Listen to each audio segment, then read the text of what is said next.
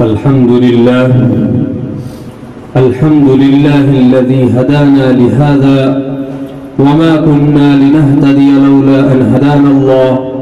ونشهد أن لا إله إلا الله وحده لا شريك له ونشهد أن سيدنا وحبيبنا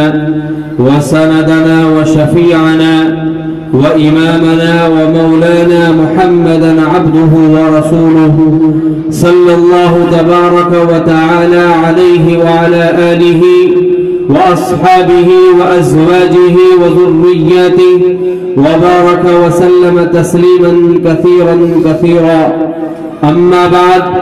فأعوذ بالله من الشيطان الرجيم. بسم الله الرحمن الرحيم. لقد خلقنا الإنسان في أحسن تقويم. وقال الله تبارك وتعالى: يا أيها الإنسان ما غرك بربك الكريم.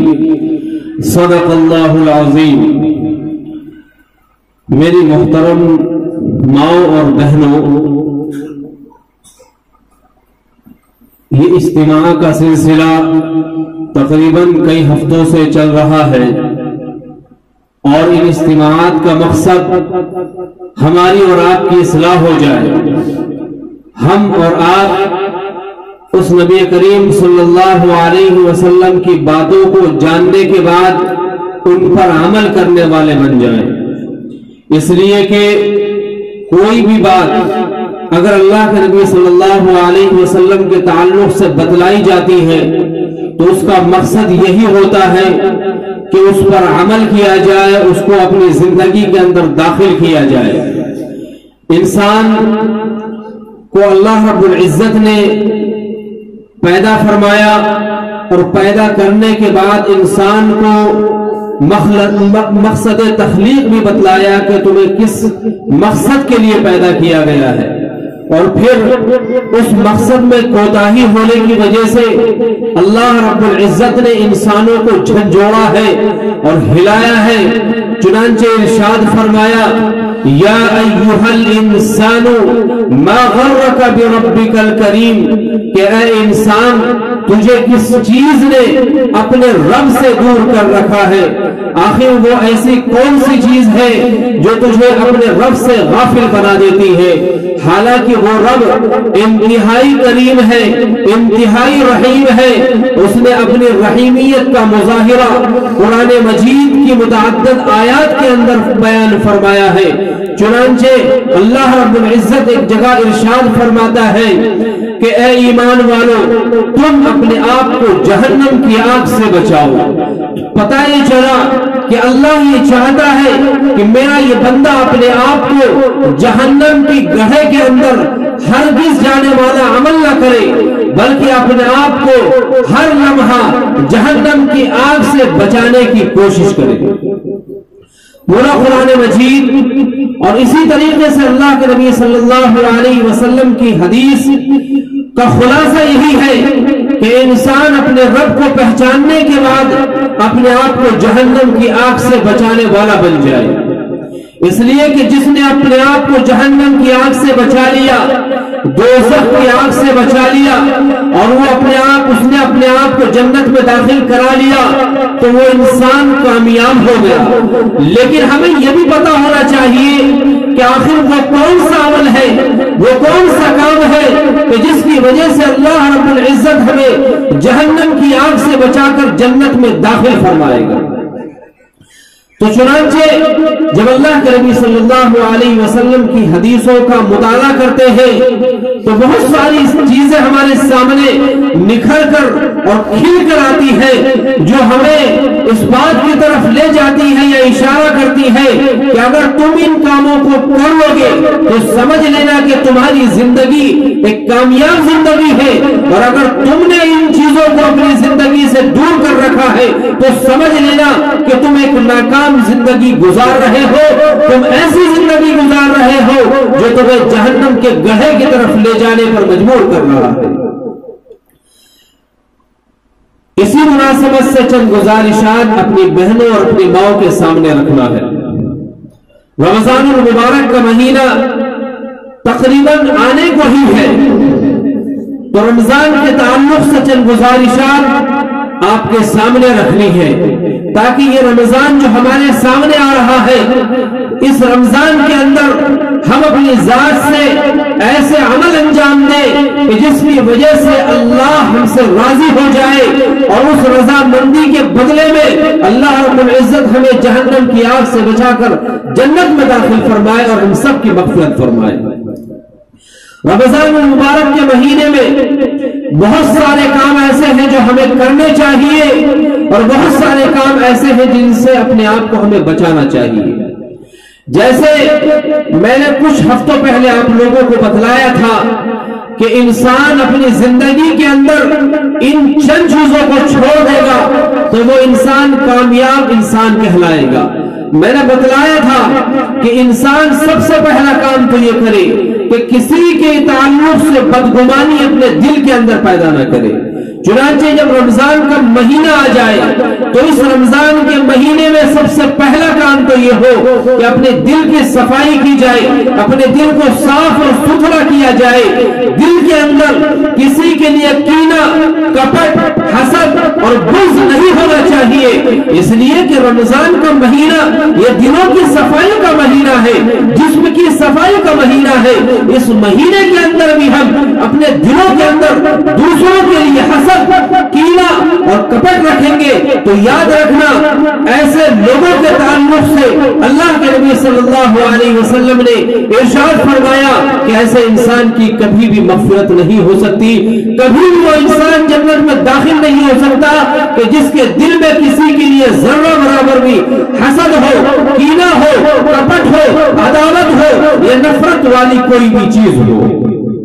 تو اس رمضان کے اندر سب سے پہلا کام ہمیں یہ کرنا ہے کہ ہم اپنے دلوں کی صفائی کریں۔ اگر ہمارے دل ایک دوسروں سے ٹوٹے ہوئے ہیں تو انہیں جوڑنے کی کوشش کریں اور ہر اس کام سے اپنے آپ کو بچانے کی کوشش کریں کہ جس سے ہمارے دل ٹوٹتے ہیں۔ جیسے اگر کسی کے تعلق سے ہمارے کان میں کوئی بات آ پہنچی ہے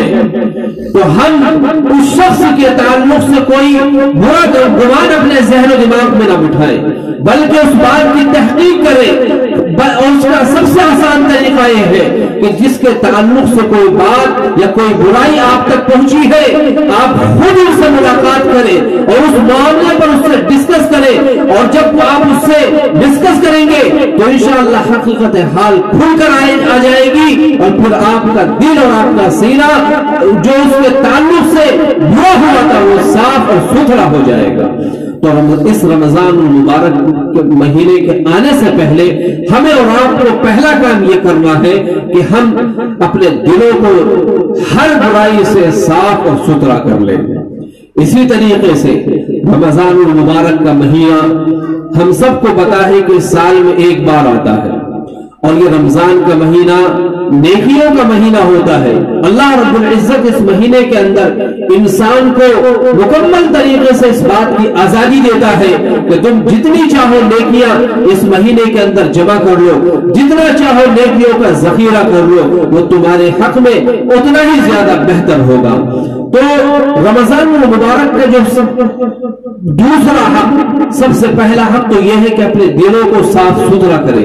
دوسرا حق یہ ہے کہ اس رمضان المبارک کے مہینے کے اندر روزوں کی پابندی کی جائے۔ خاص طور پر ہماری مائیں اور بہنیں روزوں کے تعلق سے انتہائی لاپرواہی اور غفلت برتتی ہے، ذرا سا موقع ملتا ہے وہ روزہ توڑ دیتی ہے یا روزہ ہی نہیں رکھتی۔ حالانکہ اگر آپ کو یہ پتا چل جائے کہ ایک روزہ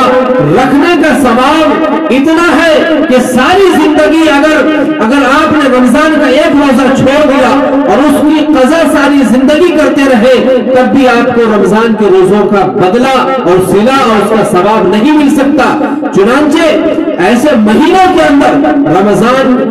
کے روزے مکمل طریقے سے رکھنے چاہیے اور رمضان کے روزوں کے تعلق سے ہرگز لاپرواہی اور غفلت نہیں برتنی چاہیے۔ ویسے بھی آپ کو اللہ رب العزت مہینوں کے اندر چھٹیاں دیتا ہے، آپ ان چھٹیوں میں فائدہ اٹھائیں، لیکن اس کے علاوہ بغیر کسی عذر کے اگر آپ روزہ توڑتی ہیں تو یاد رکھیے یہ اللہ رب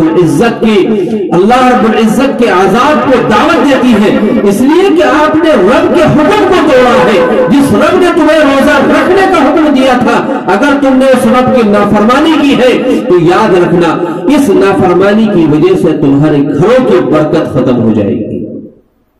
تمہارے گھروں کی برکت ختم ہو جائے گی، اور اس برکت کے ختم ہونے کی سب سے پہلی نحوست یہ ہوگی کہ تمہارے دل آپس میں ایک دوسرے کے لیے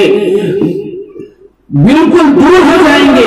تمہارے دلوں کے اندر ایک دوسرے کے لیے نفرت پیدا ہو جائے گی، اس لیے کہ جب تم رب کا حکم توڑو گے تو اللہ رب العزت تمہارے دلوں کو ایک دوسروں سے دور کر دے گا، پھر اس دل کے اندر سوائے نفرت کے علاوہ کچھ نہیں ہوگا۔ اس لیے رمضان المبارک کا جو دوسرا حق ہے روزے کی پابندی کرنا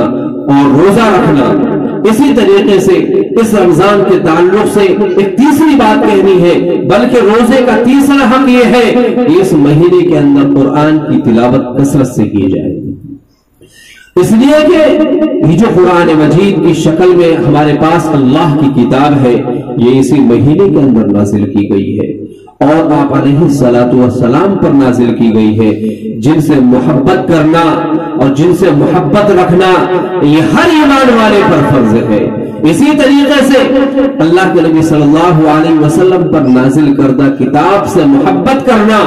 یہ ہر مسلمان پر فرض ہے، اور اس کی محبت کا پہلا تقاضا یہی ہے کہ اس قرآن مجید کی تلاوت کی جائے، اس کو پڑھا جائے۔ اکثر دیکھنے میں آیا ہے کہ جب رمضان المبارک کا مہینہ شروع ہوتا ہے تو ہمارے مرد حضرات کے اندر بھی غفلت پائی جاتی ہے، اور خاص طور پر خواتین میں تو پائی ہی جاتی ہے۔ مرد حضرات جو رمضان المبارک کے مہینے میں خاص وقت ہوتا ہے عصر کے بعد کا وقت، اللہ کے ذکر میں لگنے کا، اللہ سے مانگنے کا جو وقت ہوتا ہے، ایسے وقت میں ہمارے مرد حضرات یا تو بازاروں کے اندر پھل فروٹ وغیرہ خریدنے میں لگا دیتے ہیں، اور جس کی وجہ سے اس خاص وقت کے اندر جو اللہ کی خاص رحمت اللہ کے نیک بندوں کی طرف متوجہ ہوتی ہے وہ اللہ کے بندے اس رحمت سے محروم ہو جاتے ہیں۔ اسی طریقے سے ہماری مائیں بہنیں اس خاص وقت میں جبکہ ان کا تعلق اللہ سے ہونا چاہیے، ان کا لو اللہ سے لگا ہوا ہونا چاہیے، ان کا ہاتھ اللہ کے سامنے پھیلا ہوا ہونا چاہیے، ایسے وقت میں وہ اپنا سارا وقت کچن کے اندر بتا دیتی ہے، جو کہ انتہائی افسوس اور حسرت کی بات ہے۔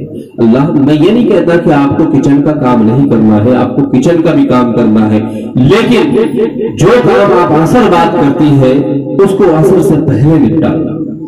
میں یہ ساری چیزیں آپ لوگوں کے سامنے اس لیے رکھ رہا ہوں تاکہ آپ رمضان آنے سے پہلے رمضان کی تیاری کر لیں۔ ہم نے دیکھا ہے کہ جب کہیں ہمارے گھروں کے اندر یا کسی جگہ پر پروگرام ہوتا ہے اور اس کی کوئی تاریخ متعین ہوتی ہے تو اس تاریخ سے پہلے اس گھر کے اندر تیاری ہوتی ہے، 10 دن پہلے، 20 دن پہلے، اور ہر سامان کو گھر کے اندر مہیا کیا جاتا ہے، اکٹھا کیا جاتا ہے تاکہ وقت آنے پر اس سامان کو تلاش نہ کیا جائے، وقت آنے پر پریشانی نہ ہو، ہر سامان کو پہلے سے گھر کے اندر موجود اور مہیا کر لیتے ہیں۔ اسی طریقے سے جب رمضان المبارک کا مہینہ اور خاص طور پر افطاری کا وقت قریب ہو تو اس سے پہلے ہمارا تعلق اللہ سے مضبوطی کے ساتھ جڑا ہوا ہونا چاہیے، اور ہم اپنا لو اللہ سے ہمیں اپنا لو اللہ سے لگا لینا چاہیے، اس لیے کہ وہ اللہ کی طرف سے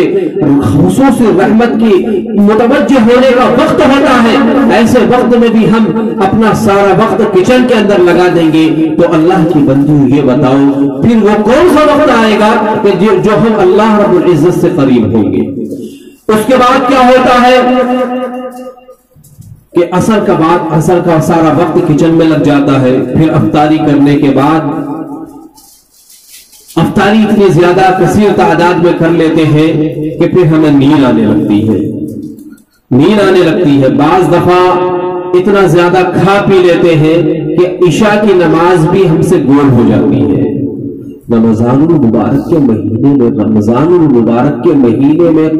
نماز کو ترک کر دینا جہاں اللہ رب العزت ثواب کو دگنا اور کئی گنا بڑھا دیتا ہے، تو وہاں ہمیں یہ بات بھی یاد رکھنی چاہیے کہ کسی اچھے کام کو چھوڑ دینے کا بدلہ، جو کام کہ اللہ نے ہمارے ذمے لگایا ہے، اس کا گناہ بھی اتنا زیادہ بڑھ جاتا ہے۔ اس لیے رمضان المبارک کا مہینہ آنے سے پہلے آپ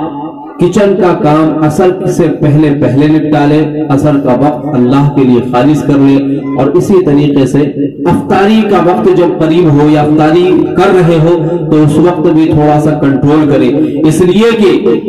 افطاری کے بعد جب عشاء کی نماز ہوتی ہے تو عشاء کے بعد اللہ رب العزت نے پورے سال صرف رمضان میں تراویح کا موقع دیتا ہے،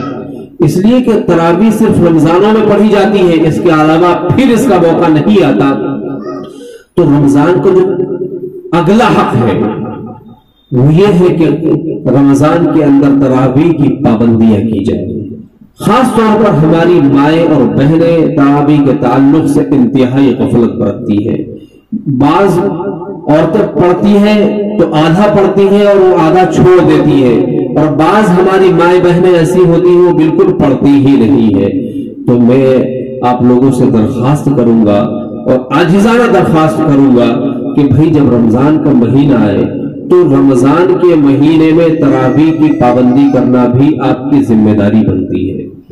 تبھی تو ہم رمضان سے فائدہ اٹھانے والے کہلائیں گے کہ جب رمضان میں جو کام اللہ نے ہمارے ذمے لگایا اگر وہ کام کر رہے ہیں تو سمجھ لینا چاہیے کہ ہم رمضان کا حق ادا کر رہے ہیں، اور جن کاموں کو اللہ نے ہمارے ذمے لگایا تھا اور ان کاموں کے اندر کوتاہی ہونے لگی تو سمجھ لینا کہ آپ رمضان کا حق ادا نہیں کر رہے ہیں، بلکہ آپ اللہ کا حق ادا نہیں کر رہے ہیں جو حق کہ اللہ نے آپ کے ذمے لگایا تھا۔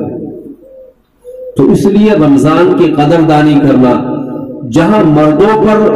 فرض اور ضروری ہے وہی عورتوں کی ذمہ داری ہے کہ وہ بھی رمضان کی قدردانی کریں، اور اسی طریقے سے قرآن مجید کی تلاوت کریں، روزہ رکھیں، اور جو نیک عمل ہو سکتے ہیں وہ تمام امور انجام اس مہینے کے اندر دینا چاہیے۔ اور یہ تمام اس لیے میں آپ لوگوں کو بتا رہا ہوں، تقریباً 10-12 دن کا فاصلہ جو رمضان کا ہے، اس سے پہلے اگر آپ رمضان کی تیاری کر لیں گے، مزاج بنا لیں گے تو انشاءاللہ آپ کا مزاج بن جائے گا۔ آپ یہ سوچیں کہ رمضان کے دن سے ہم مزاج بنائیں گے تو آپ کا مزاج نہیں بن سکتا، اس لیے کہ میں نے وہ جو مثال دی تھی پروگرام والی کہ جب انسان کے گھر پروگرام ہوتا ہے تو اس پروگرام کی تیاری کا مزاج انسان کا پہلے سے بن جاتا ہے، اسی طریقے سے اب رمضان کو 12-13 دن کا وقت بچا ہے، اس سے پہلے آپ رمضان کی تیاری کر لیں۔ اور اسی طریقے سے ایک آخری بات جو آپ لوگوں سے کرنی ہے کہ رمضان میں نماز کی خاص طور پر پابندی کریں، رمضان میں نماز کی خاص طور پر پابندی کریں، اس لیے کہ بڑا افسوس ہوتا ہے اور انتہائی افسوس کے ساتھ کہنا بھی پڑ رہا ہے، نماز جو کہ اللہ کی طرف سے ہمارے اوپر فرض کیا گیا ہے اس کے تعلق سے انتہائی غفلت اور کوتاہی ہماری طرف سے پائی جاتی ہے۔ حالانکہ آپ کو پتا ہونا چاہیے کہ نماز اللہ رب العزت کے ہاں سب سے پہلے پوچھی جانے والی عبادتوں میں سے ہے۔ اگر روایت میں آتا ہے کہ اگر انسان کی نماز درست ہوگی تو اس کے بقیہ اعمال بھی درست ہوں گے، اگر ہماری نماز خراب ہوگی یا بلکہ ہم نماز کو چھوڑ دیتے ہوں گے تو اللہ رب العزت کی ہاں پکڑ بھی اتنی ہی زیادہ سخت ہوگی۔ اس لیے رمضان المبارک کے مہینے میں خاص طور پر نماز کی پابندی کرنا یہ ہماری اور آپ کی ذمہ داری ہے۔ اگر نماز کے تعلق سے غفلت ہوگی تو یاد رکھنا اللہ کے سامنے ہم منہ دکھانے کے قابل نہیں ہوں گے، اس لیے کہ نماز کے تعلق سے ہماری مائیں اور بہنیں انتہائی غفلت برتتی ہیں جو کہ نہیں ہونا چاہیے۔ اللہ رب العزت نے آپ کو تو گھر کے اندر فرصت ہی فرصت دی ہے، آپ تو مرد حضرات بیچارے چونکہ زیادہ تر باہر کے کاموں میں لگے رہتے ہیں اور انہیں باہر مسجدوں میں نماز پڑھنے کا موقع بھی مل جاتا ہے، لیکن آپ تو الحمدللہ گھروں کے اندر رہ کر آپ کو اللہ رب العزت نے بہت سارا وقت دیا ہے۔ ایسا نہیں کہ سارا وقت آپ کا کام میں لگتا ہے، آپ خالی بھی رہتی ہیں، ان خالی اوقات میں اگر وہ نماز کا وقت ہے تو نماز پڑھ لیجئے گا، اور اسی طریقے سے اگر آپ کو اتنا بھی موقع مل رہا ہے رمضان میں تو باقی دوسرے اعمال بھی کر لیجئے گا۔ ایک آخری بات آپ سے اور کہتا چلوں کہ رمضان المبارک کا مہینہ جب ہمارے سروں پر آ جائے تو ایک کام اور کر لے، وہ یہ کہ اللہ رب العزت سے توبہ اور استغفار کرے، اور جو بے حیائی اور گناہ ہم سے ہو رہے ہیں ان تمام چیزوں سے توبہ کر لے، ان تمام چیزوں سے توبہ کر لے، اس لیے کہ بے حیائی یہ شیطان کا خاص مشن ہے، انسان کو خاص طور پر بے حیائی کے اندر وہ مبتلا کرنا چاہتا ہے۔ بعض دفعہ دیکھنے میں یہ آیا ہے کہ ہم اور آپ بے حیائی میں مبتلا ہو جاتے ہیں لیکن احساس تک نہیں ہوتا۔ اس بے حیائی میں سے ایک بے حیائی یہ بھی ہے کہ لباس کا خاص طور پر خیال رکھے۔ رمضان المبارک کا مہینہ ہو یا دیگر کوئی سا بھی مہینہ ہو، اللہ رب العزت نے عورت کو کے اندر سب سے زیادہ حیا رکھی ہے، تو اس حیا کا لحاظ رکھتے ہوئے اللہ کی بندیوں سے میں گزارش کروں گا، چونکہ اللہ کی آپ نیک بندیاں ہیں اور نیک ہونے کی پہچان یہی ہے کہ اللہ رب العزت نے آپ لوگوں کو اس مجلس کے اندر، اس محفل کے اندر بیٹھنے کی توفیق دی اور یہاں آ کر آپ کو اچھی باتیں سننے کی توفیق دی۔ یہ اس بات کی علامت ہے کہ آپ کے دل کے اندر اللہ کا خوف اور اللہ کی محبت ہے، اور وہی محبت آپ کو یہاں کھینچ کر لائی ہے، اور وہی اللہ یہ چاہتا ہے کہ میرے بندے اور بندیاں ہر برے کام سے بچے، اور برے کاموں کے اندر سب سے پہلا عمل یہ ہے کہ اپنے آپ کو بے حیائی سے بچائیں، اور بے حیائی کے اندر سب سے پہلا عمل یہ ہے کہ اللہ رب العزت نے ہمارے اوپر پردے کا نظام بنایا ہے، تو جب بھی آپ کہیں بھی جائیں تو پردے کا خاص طور پر خیال رکھیں۔ رمضان المبارک کے مہینے میں اگر آپ کو بازار جانا، کوشش تو یہ کریں کہ بازار کم سے کم جائے، اور خریداری جو آپ کو کرنی ہے وہ رمضان سے پہلے کر لیں، چونکہ رمضان ایک مرتبہ آتا ہے تو رمضان کا ہر لمحہ ہر وقت آپ کا عبادت میں لگنا چاہیے، اس لیے کہ جب آپ رمضان کی برکتوں سے لطف اندوز ہوں گے، جب مکمل طریقے سے لطف اندوز ہوں گے، خلوص نیت کے ساتھ لطف اندوز ہوں گے، تو اس کی برکت انشاءاللہ پورے سال رہے گی، اور اس کی برکت کا نتیجہ یہ ہوگا کہ اللہ رب العزت کو آپ کو ہر وقت نیک کام کرنے کی توفیق دے گا۔ کسی بھی عمل کا نتیجہ اس وقت نکلتا ہے جب اس پر پابندی کی جائے، اور پابندی کرنے کے بعد اللہ رب العزت کی طرف سے ہمیں ہر وقت نماز کی توفیق، ذکر و اذکار کی توفیق، ہر برائی سے بچنے کی توفیق ملے۔ بہرحال اللہ رب العزت سے دعا کرنی چاہیے کہ اللہ رب العزت ہم سب کو رمضان کی قدردانی کی توفیق عطا فرمائے، اور صحیح طریقے سے رمضان کو گزارنے کی توفیق عطا فرمائے، اور جو کام رمضان میں ہونے چاہیے ان تمام کاموں کو کرنے کی توفیق عطا فرمائے۔ وآخر دعوانا الحمد للہ۔